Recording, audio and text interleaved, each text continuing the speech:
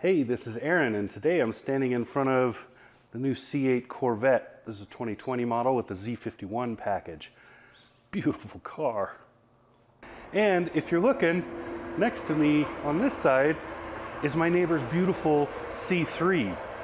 I want to do a little talking about both of these cars because it's an interesting evolution of the Vette from that point in the 60s and so to this point.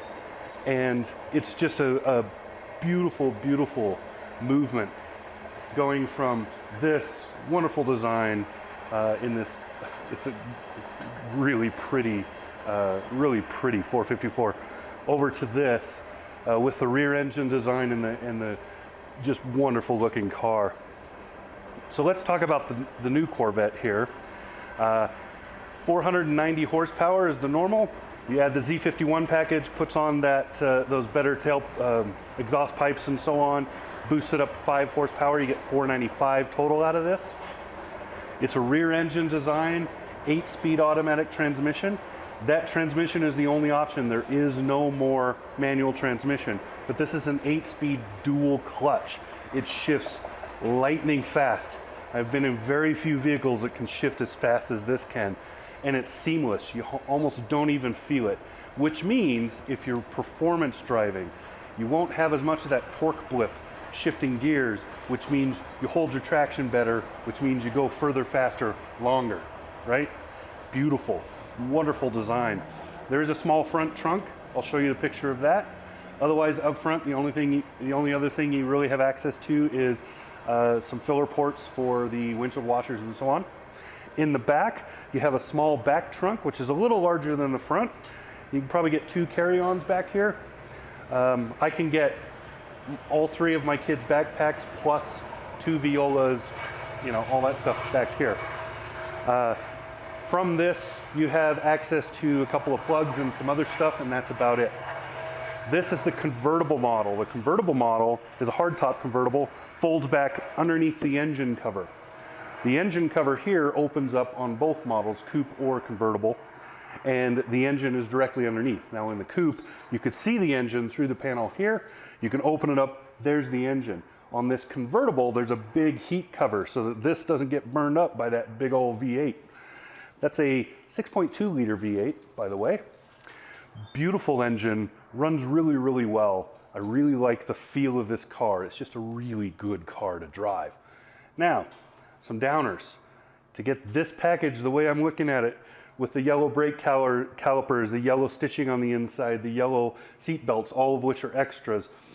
To get all of that plus the Z51 package, you're looking at $86,000 and change after delivery.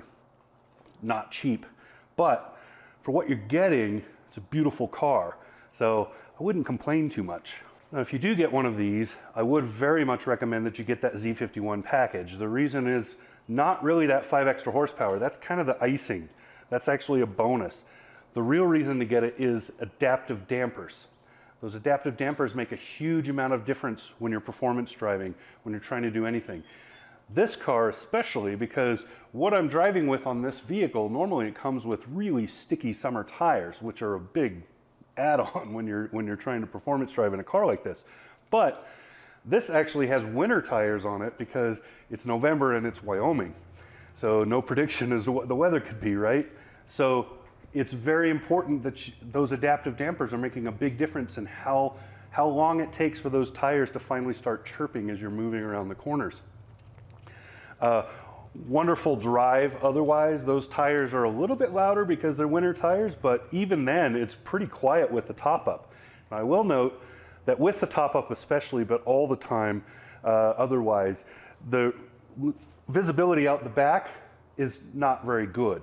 Backing it in here even, I was a little nervous because he's got a beautiful SS over here, and I did not want to run into that thing. It's a beautiful car. I don't want to mess it up. And so I had to be very, very careful getting this car in here. Now, this does have some advantages, and one of them that worked in my favor for this is up here on top is a little camera, and that camera works with the rear view mirror. So when you flip the rear view mirror and you go off the mirror mode, it turns into a camera, reads off of this. You can see the back of the car from about this point back, and you can really closely tell. Then you have a regular backup camera back here, which also helps a lot. The rear view mirrors are really good size. They look kind of large on this car, but they're nicely streamlined. These are very essential because without this, you would have no idea what's happening behind you. So that's one caveat, is rear view in this is extremely limited. Part of that is because the engine is in here, so this is high. And so that little portal window in the back is not very big. Now, let's talk a little bit about just this car versus what was happening back in the 50s and 60s. So with this car here, the first big difference is it's wider. You can just visually see how much wider this car is. You can also tell that the front hood is much shorter because the engine is back here now. That's a huge change for this generation. First generation of the Corvette to have a rear-mounted engine or mid-engine design. And that gives a lot of balance to the car. I recently, earlier this summer, drove a McLaren 570S. Now, I would say that in performance, these two cars, this car and that McLaren, are very comparable. The McLaren, of course, is better, also costs twice as much, but the McLaren is a lighter weight vehicle, right? It's carbon fiber and all that. It's a much lighter vehicle. But I think if you were to do the math, the horsepower to weight ratio is probably fairly close on those two. Now, in the past, with the C7 Corvette before this, I have compared it to the Jaguar F-Type, which beats it by a lot, mainly because it has all-wheel drive. Now, an interesting note, in the middle of this Corvette, the C8 here, there's a huge tunnel that separates the driver and the passenger. That tunnel cants towards the driver at the top so that everything is driver focused. But at the same time, that tunnel is structural to the car. It creates a lot of the torsional rigidity of the car. On top of that, though, there is space in there that Chevy could run a drive shaft up to the front. And there's space in the front where a differential could go. Now, I point that out because Chevy has kind of made it a bit of a clear hint, that's the way to say it, made a pretty clear hint that this will go to all-wheel drive sometime. So really looking forward to that. We know it's not going to happen in 2021. Those model specs are already out. The big difference between this year and 2021 is some safety and other electronics are going to be added.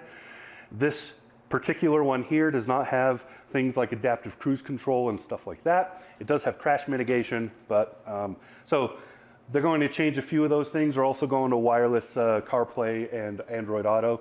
So those are little things that are changing across the Chevy lineup especially, but in this car. Now let's talk about this car. This is the third generation Corvette with the 454. So this is the most powerful you could get this vehicle. This is the T-top, so it is the hard coupe. Those T-tops come off, of course, in store, whereas this folds back and stores under here. The T-top version of this, or the hard-top version of this, also comes off, because that's every Corvette has always done that. And that would store, I believe, if I remember right, it stores in the front. But this is the convertible, so it folds up on its own. It's all electric, and I'll show you the key fob in a minute. You can do a lot of stuff from the key fob with this car. Back to over here. This 454, the most powerful rendition of this car was 460 horsepower. So you can compare that to 495 over here as the most powerful version of this car.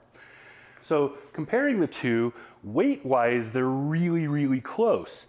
This is roughly 3,200 pounds, and this is roughly 3,600 pounds. So if you look at the two, they're really close in weight, and then if you do the horsepower to weight ratios, they're actually really close in that too. So they're very closely related, even though that is so much older. But this is a completely different design. I call this the Hamill generation because Corvette Summer, the movie, this is the type that he drove, and he had a lot more stuff on it, you know, because it was made for a movie, so it had all kinds of crap like these grill things on the hood and whatever, but it doesn't matter. So this car here is a 4-speed manual, whereas this, of course, is an 8-speed automatic. Now, fuel economy, this beats that by a long shot. I was very, very easily pulling 27 miles a gallon on the highway with this, and that's 100% transmission on that. Whereas this car, you're going to be in the teens at best. So, you know, I'd be really amazed if this car could hit 20. So we're looking at just a huge generational difference, but also a lot of commonality. You can still see the front shoulders are about the same. Now the rear haunches on this car are much more pronounced, but that's because the engine's back here, they fattened it up, it made it bigger. Whereas back here, it's sleeker, more of a, you know, it's narrower. But beautiful cars, just beautiful cars together, and such a wonderful setup. This car here, I would compare this to any European sports car you want to compare it to, because I think this is competitive with just about everything else on the market. This is not a muscle car. The Corvette has never been a muscle car. The Corvette has always been Americans' answer to Europe's sports cars. And it's just a wonderful, wonderful job they did making this happen. Such a beautiful car. Now let's look at a couple of details. I promised to show you the key fob, so I'll do that first.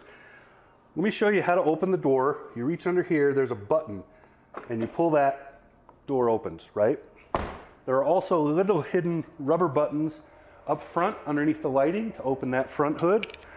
One back here, right in the middle, to open the rear hatch. On the key fob, I'll show you a close-up of the key fob. On that key fob, you can run pretty much the whole car. So with this, I have remote start, door locks of course, remote start right in the middle. Down here I can open the front, on the other side I can open the rear, and then I can run the top. So with this button to run the top, first thing you have to do, there's a little bit of a setup. First, you unlock the doors to open the top.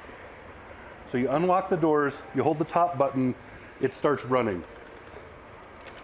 There's a slight pause, whether you're in the car or out of the car, when you're opening and closing, because the car itself looks at a bunch of stuff and then makes sure that's what you want to do. You didn't accidentally hit that button. So there's the whole top operation, right? So you can see full convertible, beautiful interior, by the way. You can probably see it better over there. Beautiful interior. I'll show some shots and stuff too. I highly recommend you have sunglasses if you drive this car, and if you're over 6 feet, get used to looking at stoplights from here rather than from underneath here, because you won't be able to see them. You'll have to duck down a lot. This car is comfortable for anyone from about roughly 5 feet to somewhere around the 6 foot mark. I am 6'3". I am slightly too large for this car, but not by so much that I still don't love it. I mean, it's a Corvette. So now to close the top, same difference, except first you lock the doors, then you run the button. So you lock the doors with the lock button, then you hold down the top button. So that pretty much wraps up my thoughts on the C8 Corvette here. It was a wonderful opportunity. I want to thank my neighbor Alex. Wonderful opportunity to spend a little time. I'm in his garage right now. Wonderful opportunity to spend a little time with his beautiful SS back here. This is a convertible SS, an original convertible. It wasn't chopped later. Beautiful, beautiful car. And then the C3, which is probably the most phenomenal car made at the time. Beautiful, beautiful vehicle. And then you can see he's got a few other things in his collection hiding underneath the tarp over there. That's a Ford truck that's been hot rodded. It's beautiful. And a couple of Harleys. Just a great opportunity to spend some time in his garage. He happened to have sold his pickup truck and therefore had this big empty space for me to utilize to make this video. So that's what I got. 495 horsepower, 8-speed dual clutch, rear wheel drive, beautiful car. Sounds really good too. I'll leave you with that note. This has been Aaron, AaronOnAutos.com. Talk to you again soon.